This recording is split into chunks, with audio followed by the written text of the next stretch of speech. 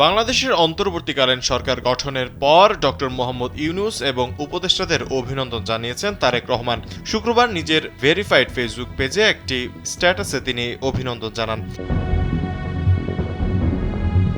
এ সময় তিনি লেখেন, পেছনে যদি ফিরে তাকাই, ১৬ বছর ধরে শেখ হাসিনার স্বৈরাচারী শাসনামলে বাংলাদেশিরা ব্যাপক অবিচার ও লঙ্ঘনের সম্মুখীন হয়েছে। কোটা আন্দোলনে আমাদের সাহসী ছাত্র শিক্ষক, কর্মী, রিকশা চালক থেকে শুরু করে গৃহিণী, সাধারণ নাগরিক এবং রাজনৈতিক কর্মী ও সকল গণতন্ত্রপ্রেমী মানুষ অংশগ্রহণ করেছে।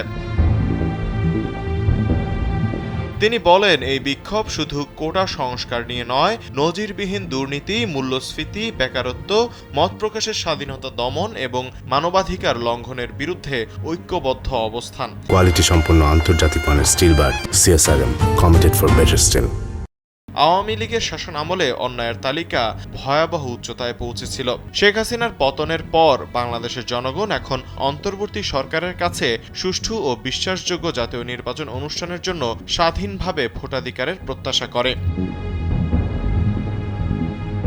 বিএনপি একটি পাবলিক ম্যান্ডেট সহ একটি নির্বাচিত সরকার গঠন এবং জনগণের সেবা করে একটি জবাবদিহিমূলক সংসদ, জনগণের অধিকার ও স্বাধীনতা পুনরুদ্ধার এবং এর ফলে আইনের শাসন ও সুশাসন প্রতিষ্ঠাকে সমর্থন করে বলেও মন্তব্য করেন তিনি।